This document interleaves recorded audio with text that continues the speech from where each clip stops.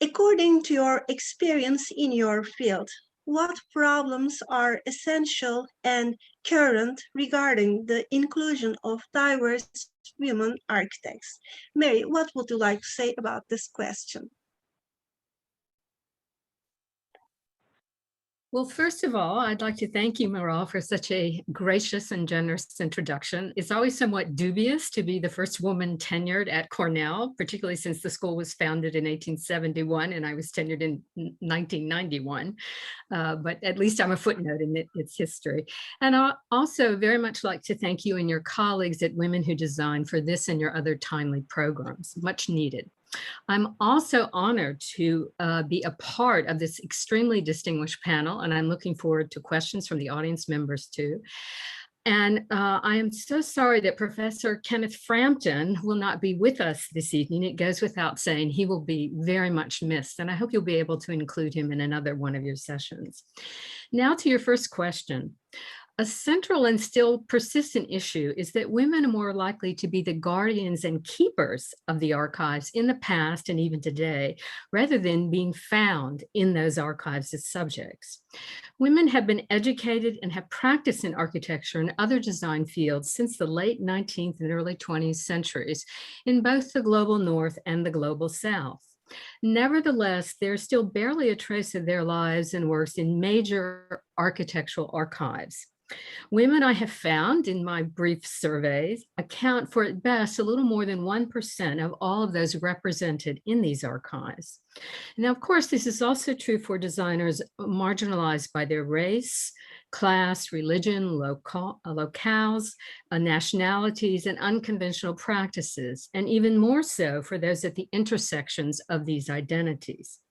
Our challenges, but I hope also opportunities, are to critically examine what the archives have been, what they are now, and what they might become. This involves, as my colleague, Professor Samia Henney has astutely observed, quote, understanding the objects of the archives as carriers of histories through not only the aspects of those objects, but specifically through what is not visible on those objects. That is, learning to read the archives against the grain, end quote. Now, later on in response to the other questions, I will discuss individuals, particularly women in India, who have been reading the archives against the grain. They have reimagined, I believe, how we design, teach, and learn by giving a voice and a place to those hitherto ignored or erased in the archives. And these Indian colleagues and friends are very much in my thoughts and prayers at this terrible time for them and their country. Thank you so much. Thank you, Mary. And Heather, what would you like to say about this question? First of all, thank you for the opportunity to be here tonight. And I hope that I don't have a lot of background noise. Apologies if that comes up. I'm in my enclosed front porch here, which provides a nice background, but hopefully not too much noise. So when I sat down and thought about this question, it brought up the idea that as somebody working in architectural archives, I'm sort of constantly thinking about is this intersection of these two fields, how they interact, you know, the various challenges and opportunities within them. And so the first thought I really had was that, you know, as archivists who are primarily concerned with collecting historical records, the elephant in the room is really that architecture has been a white male-dominated field for much of its history. And, you know, many of us are from institutions where women were admitted to studio classes quite late relative to the founding of the school, as Mary can attest. So, the recording of the history of architecture, the built environment, the creative process, the latter of which the Architectural Archives is primarily concerned with in our collecting, is that there's really already a disadvantage for representing women. Even for, you know, female superstars of architecture, their work hasn't always held the same value as their male counterparts. That's not to say the stories don't exist, right? However, the practice of archives can often compound the issues of visibility. The practice of provenance, in particular, preserves the attribution of a primary creator But as those of us who work with these collections, we know that a lot of hands are involved in the creation of drawings and models and other parts of the design process. We often don't catalog things at that level, at the item level. So it can be difficult to get those stories out. I think digital humanities projects offer an opportunity to do that, but require resources that a lot of institutions don't necessarily have, not only in the short term, but in the long term. And finally, there's a lot of time involved in staff and experts finding those. And I think the last thing we need to do as archivists is to look critically at our collecting missions for inherent biases that have perhaps perpetuated the erasure of not only women, but other BIPOC and other underrepresented communities in the field. And yeah, that's it. Thank you, Heather. And Jessica, what would you like to say about our question? Yeah, thank you, Meral. So from an archival perspective, what I have to say will really build nicely off of what Heather just said. I see that there are two sort of major problems. The first is, like what Heather just mentioned, the financial and labor-intensive resources that it takes to properly care for and steward architectural collections. And the second is the past collecting efforts, which can make it really difficult to acquire new collections or to spend the time sort of mining existing collections for voices, silenced voices, gaps within these collections. And often the limited resources that repositories have are already committed to maintaining their current architectural collections. And this might include conservation work that drawings often need if they're used a lot by researchers or for instruction, purchasing supplies, the cost of storing oversized objects, 3D objects. So it's a little bit of a chicken or the egg situation. And I often see that the first problem is exacerbated by the second problem.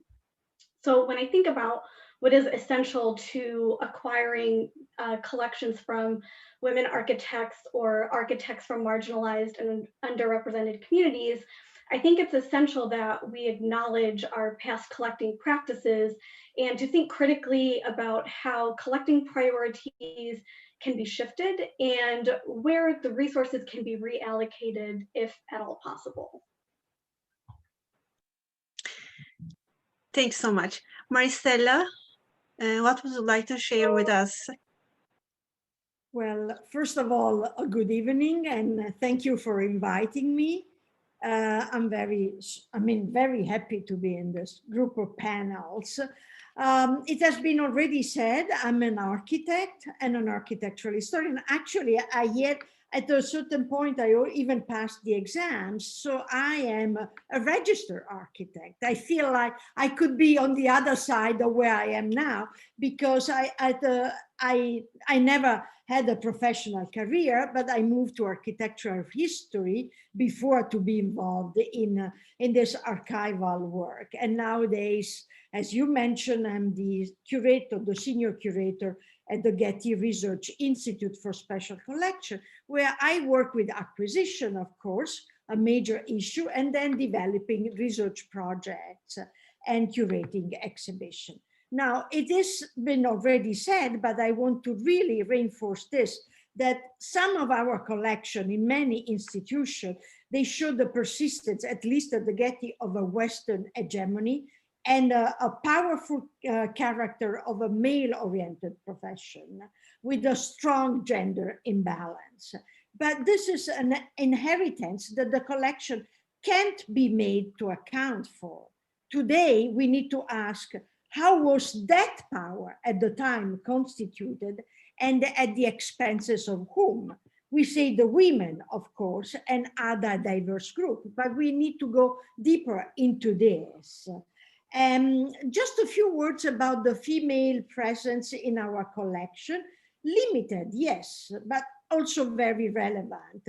But again, Ray Eames, for instance, obviously in collaboration with Charles, and Ellen Gray, in this case, as a professional architect, and Zaha did with a group of drawings for an installation of the Russian avant-garde exhibition at the Guggenheim.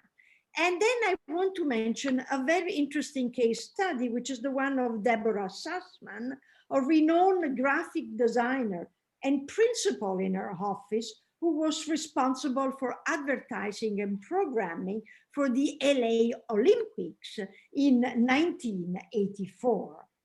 And a final example is the one of Ada Louise Axtable. It's a unique documentation of a woman working in the field of architecture, because basically she invented for herself the role of the architecture critic and was the first woman to hold this position, the architecture critic of the New York Times, for 19 years. One challenge that we have when we have those archives is that we need, it has been already mentioned, we need to dig up into the collection of the male architect and find the female voice, the partners, because their voices are often invisible. And it is our responsibility to give authorship back to the women who have been the creator of the work. This is a case, that I faced recently, working again with the catalogers of the Frank Gehry papers, and to discover the contribution of several design and graphic designer, the contribution of Deborah Sussman, Georg Kavanagh, and to also find their original drawings. So we need to work against, as Mary mentioned, against the grain and found the voice.